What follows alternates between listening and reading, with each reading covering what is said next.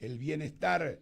Y en ese sentido hemos invitado el día de hoy a una persona que es joven, pero que conoce de política desde la universidad, es asesor de una legisladora que tiene 25 años, esperemos que no sea tiktokera, pero que hay bastantes tiktokeros ahí, ¿no? Pero está dando un buen ejemplo porque está fiscalizando, y como el presidente de la Asamblea dijo que iban a trabajar todos los días, entonces habrá hartos juicios políticos y habrá harta fiscalización y habrá hartas leyes. Veamos si es que las comisiones legislativas completan los informes para que haya las sesiones, porque las sesiones no se trata de decir voy a una sesión y no hay que tratar. Ese también es otro problema. De las multas han sido puestas hace 16 años. Así es que el que llega atrasado le descuentan, el que no va no le pagan.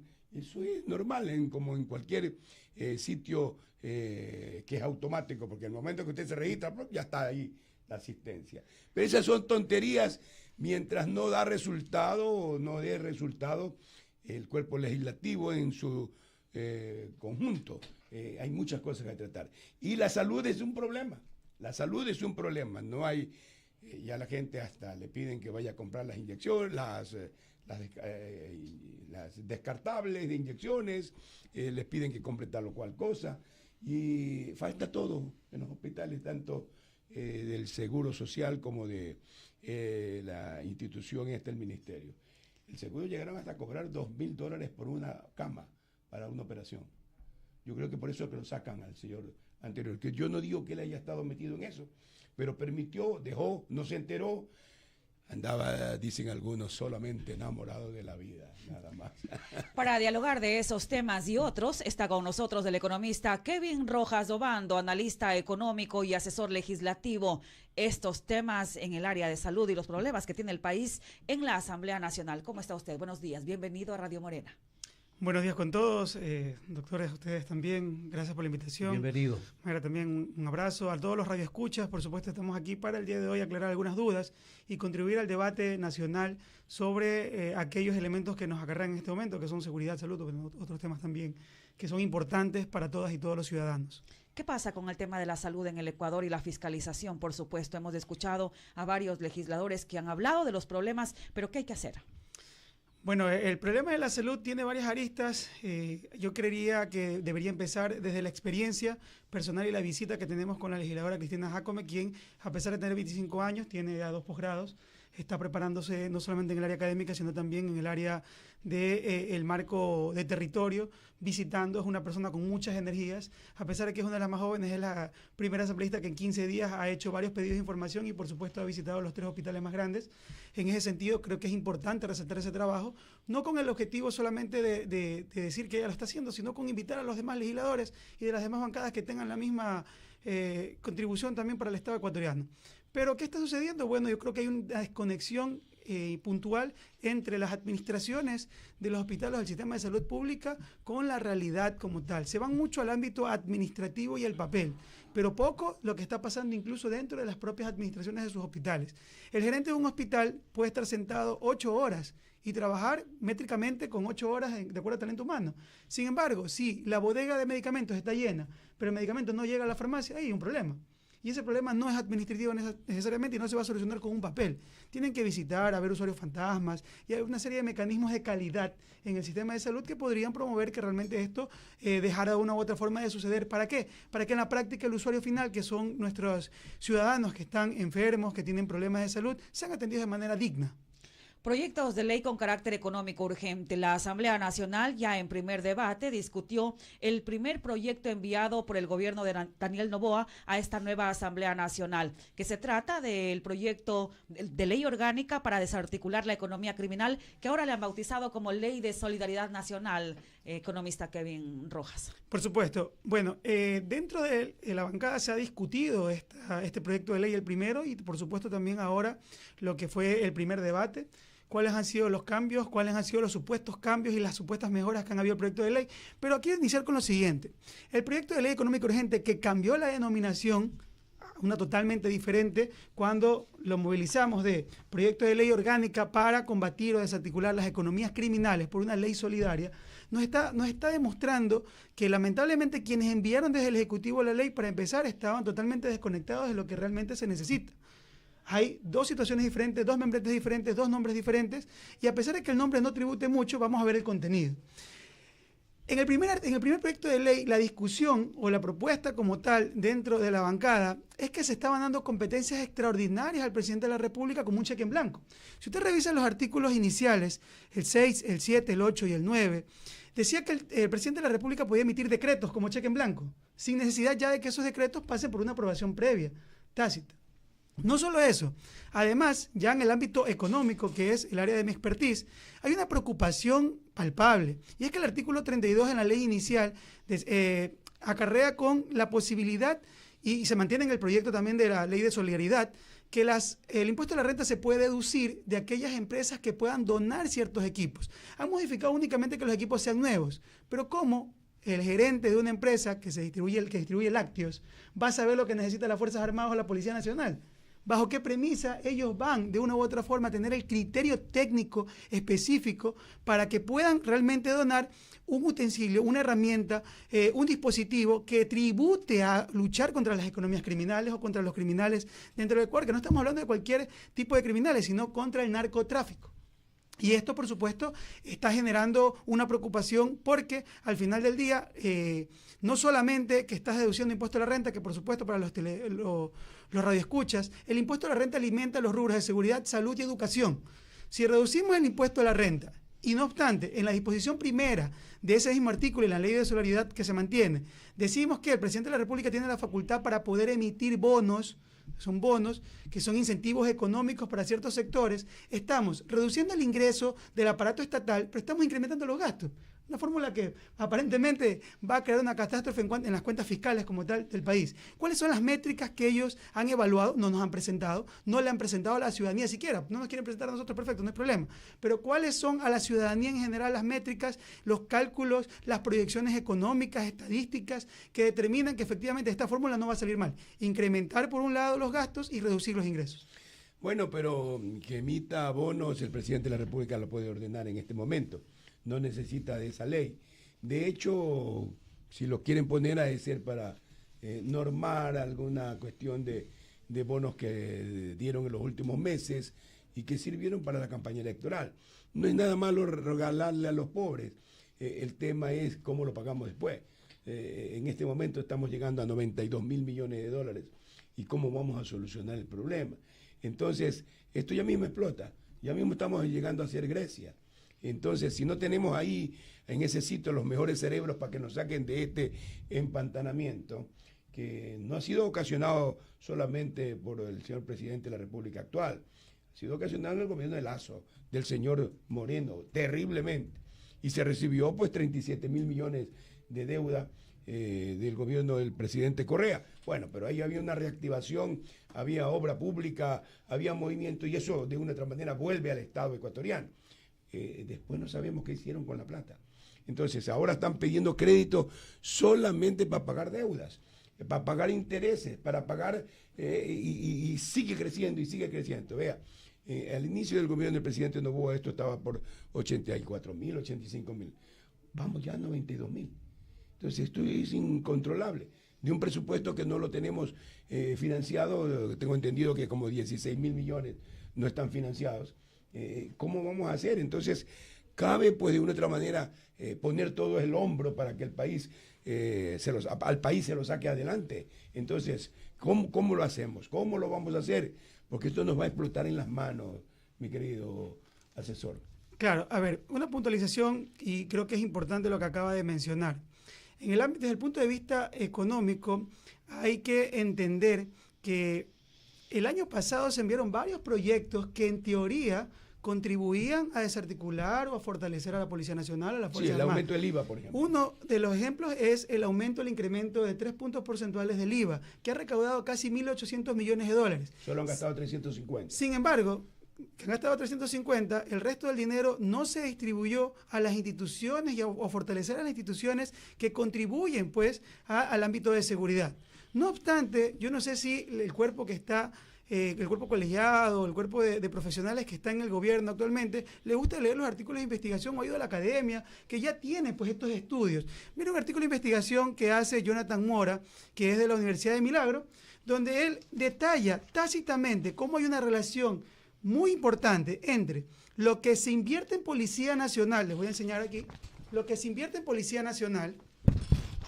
Estabas humillado ahí con amarillo, ¿no? Por supuesto. Está lo que se invierte en defensa y cómo esa inversión en Policía Nacional y en defensa ayuda o contribuye a la reducción de la variación de homicidios. En el momento en el cual el Estado ecuatoriano comenzó a dejar de invertir en esos sectores, comienzan a aumentar pues, el número de homicidios por cada 100.000 habitantes. Eso significa que como no hay una desesperación económica en la gente, y de otra manera la gente se ve obligada por desesperación económica a hacer actos ilícitos o a aceptar cosas ilícitas y caen presos, ¿no? Ese es el problema. Es una de esas, pero además que la ley también, para no salirnos un poco del marco del espectro, no está tratando temas interesantes, por ejemplo, la UAFE, el fortalecimiento de la UAFE. ¿Sabe usted que a la UAFE le han reducido el presupuesto casi a la mitad en los últimos 7 años? Esto quiere decir que hemos debilitado una de las instituciones que está encargada, o debería estar encargada, efectivamente, de rastrear cuáles son. Era una empleada del Banco de Guayaquil, la misma que iba todas las semanas, donde el presidente le decía, este sí, este no, este sí, este no. Entonces allí es el problema. Por eso es que hay gente que no quiere venir a invertir al Ecuador. Usted para traer un dinero al país tiene que darle hasta la partida de nacimiento de la tatarabuela, si alguien tiene ahorros afuera. Entonces por eso es que la gente dice, bueno, aquí no hay seguridad jurídica. Ah, no, y si no, sométase al 50 y 50%. La creciente deuda pública, el déficit fiscal, como usted señala, cuidado, cuando hablamos de Grecia, estamos hablando desde el momento económico de un país que tuvo mucho, pero ese déficit fiscal, ese carga pesada, sobrepeso de la deuda pública lo llevó a donde está. No, y usted tiene razón en el análisis. El tema es que cómo contribuimos a que esto vaya mejor. Lógico, el gobierno debe querer que usted aprueben esto, es una locura. Mucha gente dice hay una consolidación de un totalitarismo y hasta rayaríamos un poco en fascismo en un momento determinado, porque se respetan todas las circunstancias, la libertad de las personas honradas y honestas. Y que no sea que alguien dirá, pero es que usted no tiene por qué preocuparse si usted es un hombre honesto. Y si mañana te la montan, ¿qué pasa a usted? Oiga, sabe que yo le quiero, a propósito de lo que está mencionando, tuve una puntualización con un compañero. No me gusta mucho, no, yo no soy TikToker, pero sí me gusta transmitir, creo que estos son canales adecuados, si se los sabe usar bien para poder transmitir ciertas situaciones. Cuando se lo usa. Y yo veía que un usuario, lamentablemente no voy a traer el nombre, pero es un docente universitario, validaba el hecho de que la fuerza policial irrumpa en su casa, solo porque es su situación subjetiva. Ojo, y me sorprende porque es estudiante de Derecho y usted sabe, como profesor de la carrera de Derecho, que uno de los principios en la materia de teoría del Estado y el irrestricto respeto al Estado de Derecho es uno de los principios de la democracia liberal.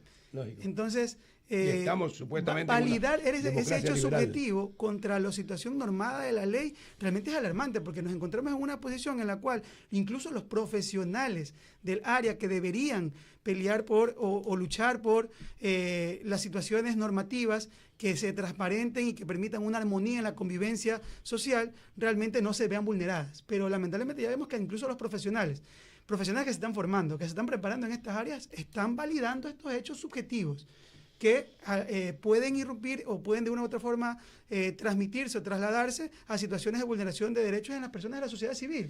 Esperemos que tengan las consecuencias ellos. Pues. Y ojo, quería traerle justo hablando del sistema financiero, para que usted sepa, del 2007 al 2016, porque hay que decirlo igual con datos, ¿no? Hubo un crecimiento anual del dinero sin explicación de $1.000 millones, pero solo del 2017 al 2020, ojo, hubo un crecimiento de más del doble. Y en el año 2021, el triple. El dinero se está lavando en el sistema financiero. Esta ley no contempla el fortalecer primero la UAFE y segundo, investigar qué está pasando.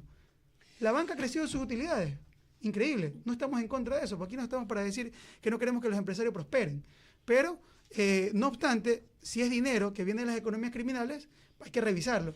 Y no obstante que las personas, además, el hecho de que el sistema financiero le vaya bien no quiere decir que a las personas también le vaya bien. El endeudamiento también de las personas en el sistema financiero ha crecido. Quiere decir que las personas tienen menos poder adquisitivo, se están endeudando más. Sí, pero no porque ha aumentado supuestamente eso, no es que son narcotraficantes. Oiga, el dinero del narcotráfico no se queda en el Ecuador, se vuelve a Colombia, se va para Bolivia, no queda en el Ecuador. Ni los narcos confían, yo no me atrevo a decir quiénes son porque no los conozco, ni tampoco tengo pruebas, pero ellos no dejan el dinero aquí. Aquí están utilizando el país solo como sitio de paso. Entonces, no hay que confundir eso porque en el momento en que la policía o una UAFE realmente técnica, efectiva, sin chantajes, porque hay dinero de buena procedencia que le dicen, a ver, pruébenme usted, dinero que han estado guardados 20, 30 años fuera del país, eso se llama repatriación de capitales. Entonces, esa repatriación debería venir, cosa que tenemos dinero circulando, invirtiendo aquí. Inclusive si fueran pilas los actuales, habría una forma de atraer el dinero, porque si no hay dinero circulando, esa es la consecuencia de la desesperación de la gente. No todo dinero es chueco, serán 1 o 2, pero no los 2.000 ni los 3.000 millones. Mientras a Perú usted va con el dinero y le dicen bienvenido a un ceviche, le invita al gerente. Bueno, Aquí no, todo es sospecha. Todo es sospecha. ¿Cómo se cura esas enfermedades? Va aquí a un banco con $4.000 le piden hasta la partida de nacimiento de su abuelita, pero hay gente que trae harta cantidad y eso no tiene problema. Oiga, ese es el problema. ¿Cómo curar esas enfermedades? Y ahora, en el 2024 para acá, vuelvo a tomar el tema que usted señalaba, la caída de Grecia y ese Producto Interno Bruto que lo superó, esa carga pesada de la deuda pública, ahora se han convertido en motores impulsores, tanto Grecia, España. ¿Cómo curar esas enfermedades? Evitar ese tipo de males. Yo creo que después de la caída viene una recuperación. Pues. Pero si se hacen las cosas bien. Sí, que se hacen las cosas bien. El Ecuador podría tener una recuperación. Yo creo importante de la que habló el economista que el Marco compromiso debe venir de todos los ecuatorianos. Nos han pasado la factura a la gente que realmente tiene menos cantidad de ingresos, a la gente pobre, extremadamente pobre, a la clase media. Pero ¿cómo hablamos de los grupos económicos cuando revisamos el SRI, el top de las 25 deudas en firme? Esto lo pueden revisar, esto no es una matriz que yo me he inventado. Información pública. Información pública. Miren cuánto equivale, casi $800 millones. El 50% de la recaudación de IVA, de los 3 puntos porcentuales que le incrementaron a la ciudadanía, corresponden a las deudas en firmes de los grupos económicos más poderosos. Pongamos el hombro todos, arrimemos el hombro todos, perfecto. Pero que ellos también hagan su parte. Nosotros como sociedad civil hemos aceptado y validado, perfecto, que nos incrementen el IVA, aunque el IVA es un impuesto regresivo porque no le afecta de la misma forma al que tiene cierta cantidad de sueldo que aquella persona que ni siquiera recibe un sueldo, no percibe un sueldo, pero que lamentablemente igual tiene que subsistir, comprar y vivir. Y no obstante, que volviendo al proyecto de ley, que es lo más, que es lo más neurálgico, por lo que se está discutiendo en este momento, el proyecto de ley no está, pues, no tiene categoría de economía. Lo único que vemos ahí es la exención tributaria y el tema de los bonos. Que yo no me pongo en contra de los bonos, estimado. No, la compensación social. No, hay que ponerse porque una activación. Pero no me pongo en el tema de los bonos cuando son planificados y tienen unas métricas medibles. O sea, realmente va a solucionar un problema como tal, no es una medida parche, simplemente para que las personas al final del día terminemos por acostumbrarlas a que deben recibir únicamente ayuda esta en vez de darles las herramientas necesarias para que ellos puedan ser autosuficientes. Cuidado que en otras sociedades y las grandes sociedades hay asistencia social. Mire que para el caso, usted me habló del caso de Grecia, que es importantísimo. El tema de Grecia no es solamente por la deuda. Ojo que esto también es una discusión que en Ecuador es muy amplia. El tema de la deuda es porque nosotros estamos utilizando, en el caso de Grecia, deuda para pagar deuda. No es deuda, tal vez para invertir en sectores que estratégicamente devuelvan al Estado ecuatoriano una rentabilidad. Porque de ser el caso, eso podría provocar un aspecto positivo. Pero además de eso, creo que lo más importante en estos últimos años y que no se ha trabajado es identificar cuáles son las variables sociales que contribuyen al crimen. Una de esas es la pobreza. Por eso mi insistencia en que no estamos revisando desde el gobierno nacional, no hay una conexión con la academia. Otra revista, Espacios. Sergio Pino, profesor histórico en las universidades y también de mucha contribución. Aquí tiene una tabla el profesor Sergio Pino, que la dejo ahí. Ahí están las variables estadísticas y cómo contribuyen al crimen organizado o al crimen. Resulta que la pobreza tiene un 90% de incidencia estadística en esa variable crimen. El índice de Gini, que es la desigualdad, en un 77, casi 80%.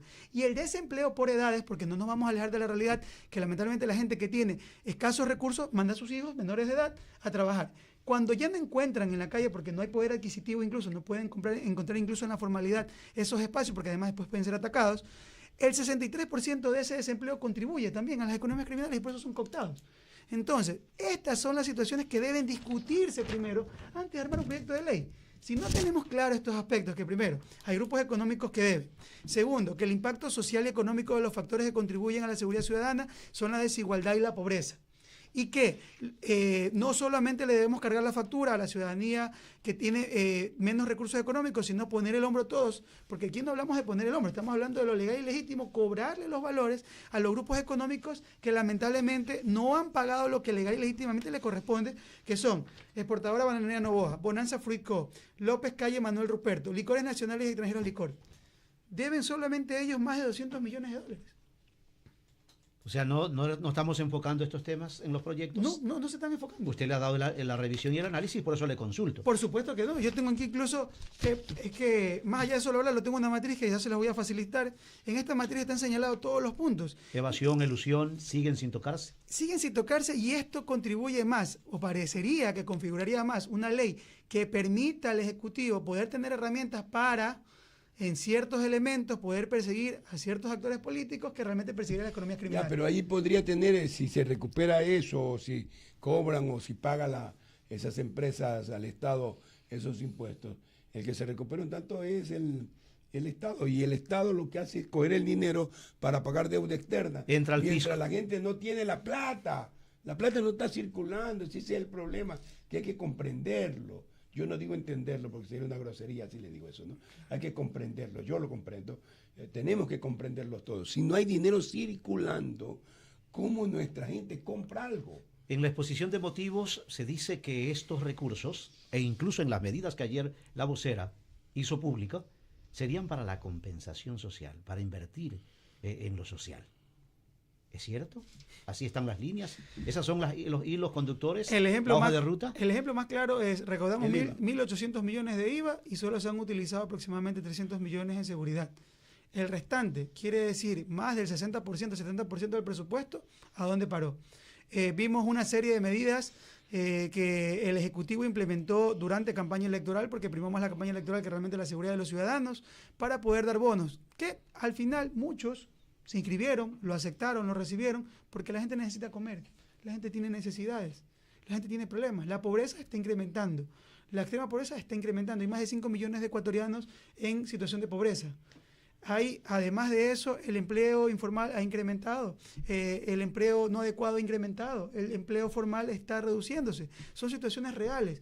Y todo esto contribuye, de acuerdo, no solamente lo digo yo, sino hay estudios probados, estadísticamente elaborados, que de una u otra forma fortalecen estas hipótesis y estas tesis que lamentablemente están contribuyendo a que las economías criminales, primero, no sean atacadas, sino que se fortalezcan, y segundo, que ellos puedan cooptar también a ciertas personas para que formen parte de sus filas. Son las 7 de la mañana con 59 minutos. Oye, está Importante el diálogo. Sí, está oiga, afiladito ha el estudiado. economista. Y documentarse, hay que Yo solo he documentarse. estudiado, ya ha practicado. Bueno, pues tiene experiencia política, una buena dialéctica en la universidad. Así se aprende a ser político desde abajo. No se hace político por la ventana y llega. Y por cuidado eso que no que- saben dónde está el reclamo popular. Economista, que no es ningún delito ser Otros, joven. no usted no. Claro, No es un delito tampoco. Aquí no satanizamos el uso de las redes No, pero hay sociales jóvenes cuando y se lo jóvenes. hace para bien. Claro. Estábamos mirando que hay algunas, y me preocupa porque las jóvenes están en la lista de quienes, de eso que usted señalaba. No, el de la- TikToker no es nada de los malo porque por asambleístas último ahora. tiene una forma de distraerse uno, pero porque también hay un derecho al ocio o a entretenerse, o por último a disparar otras ideas, que también vale. Pero es que solo hacemos eso, estamos mal. Pero el cuando país se necesita encuentran- es trabajo, comer, la gente necesita esto para moverla. La gente quiere bienestar. Erradicar el Esa es la verdad. desempleo, la emigración, la decadencia. Y la idea es hacer un Estado fuerte. Gracias por esta visita, economista Economista Kevin Rojas Obando, son las 8 en punto de la mañana. Nos hubiese encantado tener tiempo para dialogar también sobre el proyecto de ley urgente de innovación y fortalecimiento de la gestión pública. Ojalá podamos tener la oportunidad en estos días. Gracias por estar en Radio Morena, economista Kevin Rojas Obando. Muchas gracias a ustedes, los radioescuchas, por supuesto. Y sigue una invitación, también estamos analizando este proyecto de ley que tiene que ver con el área de compras públicas, un área sensible, que solo les adelanto y le hago un spoiler. En uno de sus artículos es muy ambiguo, puesto que da la posibilidad que una empresa que denuncia a otra de corrupción, de manera subjetiva, gane puntos para que tenga mayor realce dentro del portal de compras públicas en RUP. Eso es un tema muy sensible, medio complicado, hay que discutirlo, pero desde ahí ya vienen unas subjetividades. No sé por qué estos proyectos se están enfocando mucho en dar cheques en blanco a ciertos actores de la sociedad y que eso se pueda transparentar en una situación de desconfianza y, por supuesto, de competencia ilegítima con otras empresas. Analista económico, catedrático universitario.